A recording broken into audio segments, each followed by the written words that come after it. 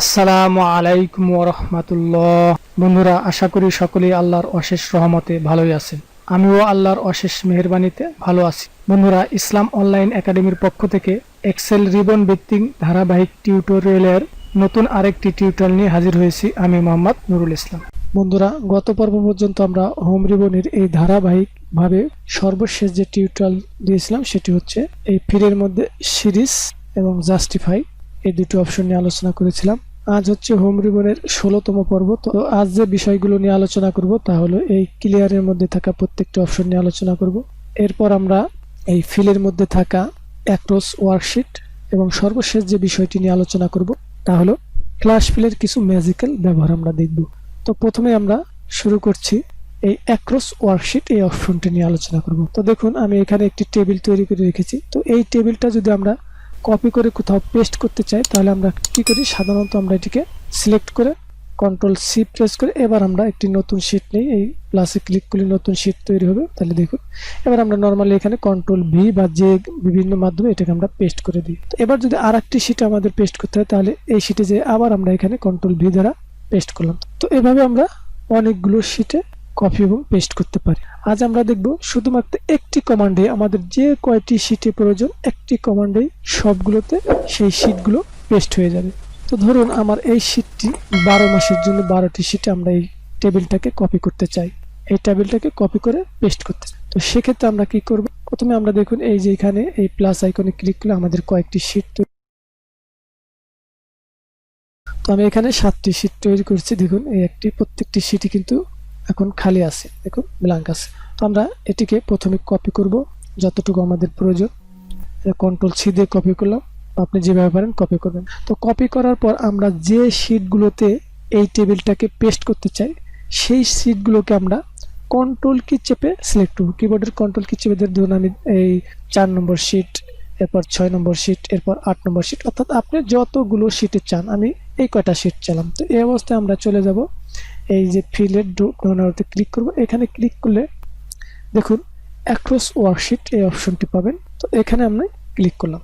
তো ক্লিক করলে দেখুন ফিল অ্যাক্রস ওয়ার্কশিট যে অপশনটি রয়েছে, এখানে 3টি অপশন রয়েছে, অল, কন্টেন্টস এবং ফরম্যাট। তো আমি যদি এই অবস্থায় অল অবস্থায় সিলেক্ট, তো আমি যদি অল সিলেক্ট থাকা অবস্থায় ওকেতে প্রেস করি তাহলে আমাদের এখানে যে ফরম্যাট, যে ফন্ট সাইজ, যে স্টাইল রয়েছে প্রত্যেকটি এইভাবেই পেস্ট হবে। তো আমি এটিকে অল রেখে ওকে করি, তাহলে দেখুন আমার এই প্রত্যেকটি শীটই কিন্তু দেখুন এই যে শীটটা এটাও কিন্তু দেখুন অনুরূপভাবে পেস্ট হয়েছে, এখানে কিন্তু পেস্ট হয়েছে, এখানে পেস্ট হয়েছে।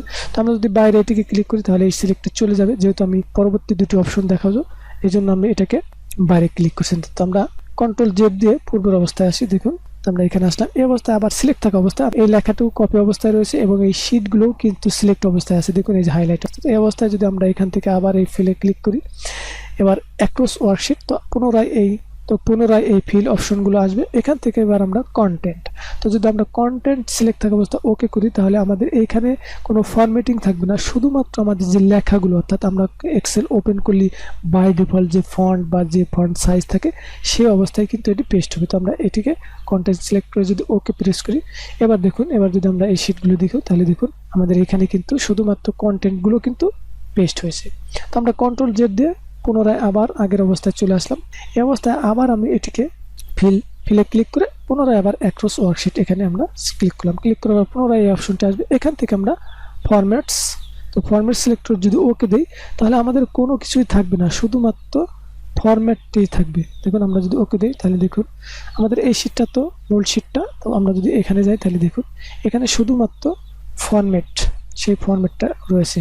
এই অবস্থায় যদি আমরা লিখি তাহলে যেখানে যে ফন্ট সাইজ বা যে ফরম্যাটে আমরা কাজ করি লেখা কিন্তু সেখান থেকে এখানে আমরা হোয়াইট দিয়েছিলাম, এখানে যদি আমরা লিখি তাহলে দেখুন আমাদের কিন্তু এই যে হোয়াইট কালার সেই অবস্থায় আসছে। এবং এখানে আমরা যে স্টাইলে লিখছিলাম এখানে যদি লিখুন তাহলে দেখুন আমরা বাইরে ক্লিক কিন্তু এই স্টাইলে কিন্তু লেখা হবে। তো আমরা কন্ট্রোল জেড দিয়ে পূর্বের অবস্থায় আসলে এবার দেখুন, তো আমরা পুনরায় আবার এটিকে সিলেক্ট করে আমরা যদি অ্যাক্সেস টু ওয়ার্কশিট, তো আপনি এখান থেকে যে অবস্থায় চান সেই অবস্থায় আপনি এটিকে পেস্ট করতে পারেন। তো আমরা অল দিয়ে ওকে করলাম, তাহলে দেখুন আমি যদি এখন এখান থেকে যে কোনো একটি শীট এডিট করে আমাদের প্রত্যেকটি শীটে কিন্তু এই লেখাটা হয়ে যাবে। তো এটাকে দেখুন এখন যদি আমি এটিকে আনগ্রুপ করতে চাই, এটা কিন্তু গ্রুপ অবস্থায় আছে। এই অবস্থায় যদি আমরা দেখুন আমার এই বাকিগুলো কিন্তু হবে না, এখন কিন্তু আমার এই সিলেক্ট চলে গেছে। এবং বাইরে ক্লিক করার পর দেখুন এখন কিন্তু আমার বাইরে ক্লিক করলে অথবা এখানে সিলেক্ট থাকা অবস্থায় আনগ্রুপ লেখা থাকতো, অবস্থায় আমরা আনগ্রুপ করলে কিন্তু চলে আসছে। তাহলে দেখুন যে শিটগুলো আমি সিলেক্ট অবস্থায় এই কাজগুলো করেছি সেটি শুধু এই ফরম্যাটিং অবস্থায় রয়েছে। তো এটি হচ্ছে অ্যাক্রস ওয়ার্কশিট অপশনের কাজ।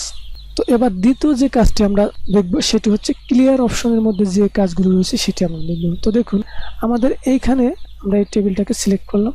তো সিলেক্ট করার পর আমাদের যদি এখান থেকে আমাদের কোনো কিছু ক্লিয়ার করতে হয় তাহলে দেখুন এখানে ক্লিয়ার অল, অর্থাৎ এই ক্লিয়ার অল যদি আমরা সিলেক্ট করি তাহলে কিন্তু সমস্ত কিছুই কিন্তু ক্লিয়ার হয়ে যাবে। দেখুন আমাদের কিন্তু সম্পূর্ণ ফরম্যাটটা আমরা সব কিছু কিন্তু ক্লিয়ার হয়েছে। আমরা কন্ট্রোল জেড দিয়ে ফিরে আসলাম। তো এরপরের যে অপশনটি রয়েছে ক্লিয়ার ফরম্যাট। তো আমরা ফরম্যাটকে আমরা জানি, দেখুন এখানে হোয়াইট কালার করেছি, এখানে ব্যাকগ্রাউন্ড কালার রয়েছে, এখানে ফন্ট সাইজ ফন্ট ভিন্ন, এখানে একটি ভিন্ন ফন্ট রয়েছে, আর এখানে এক কালার, এখানে এক কালার। শুধুমাত্র যদি আমরা ফরম্যাট ক্লিয়ার করি এই ফরম্যাটগুলো শুধু ক্লিয়ার হয়ে যাবে, লেখাগুলো কিন্তু ঠিকই অনুরূপ থাকবে। দেখুন আমাদের এই ফরম্যাটগুলো ক্লিয়ার হয়ে গেছে। তো আমরা কন্ট্রোল জেড দিয়ে আবার ফিরে আসলাম। এবার আবার আমরা এখানে ক্লিয়ার ক্লিক করি। এবার ক্লিয়ার কন্টেন্ট, আমরা যদি ক্লিয়ার কন্টেন্টে ক্লিক করি তাহলে আমাদের এই ভিতরে যত সব লেখা আছে এই লেখাগুলো কিন্তু চলে যাবে, ফরম্যাট কিন্তু ঠিকই থাকবে। দেখুন আমরা যদি ক্লিয়ার করবো তাহলে দেখুন আমাদের ফরম্যাট কিন্তু ঠিকই আছে।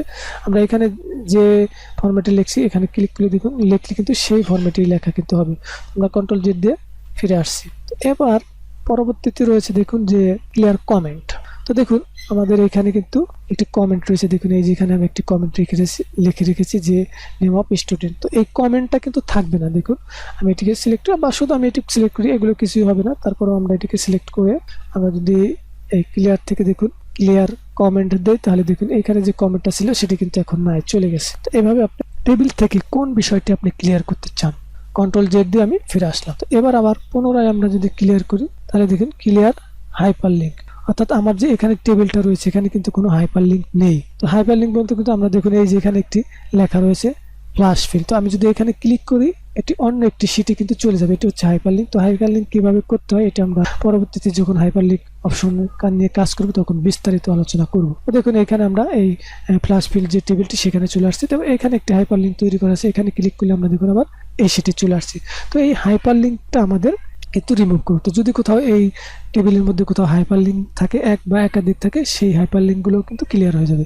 দেখুন এখানে আমি যদি ক্লিক করি এবার ক্লিয়ার হাইপার লিঙ্কে ক্লিক করি তাহলে দেখুন আমাদের কিন্তু এখানে আর কোনো, এখানে আগে যে হ্যান্ড আইকন আসতো এখন কিন্তু সেটি নেই। তো এটা হাইপার লিঙ্ক ক্লিয়ার হয়ে গেছে। তো এভাবে আমরা হাইপার লিঙ্ক ক্লিয়ার করতে হবে। তো আমরা কন্ট্রোল যে পুনরায় আগের অবস্থায় ফিরে আসি। তো এখন দেখুন আবার কিন্তু আমাদের এই হাইপার লিঙ্কটা শো করছে। দেখুন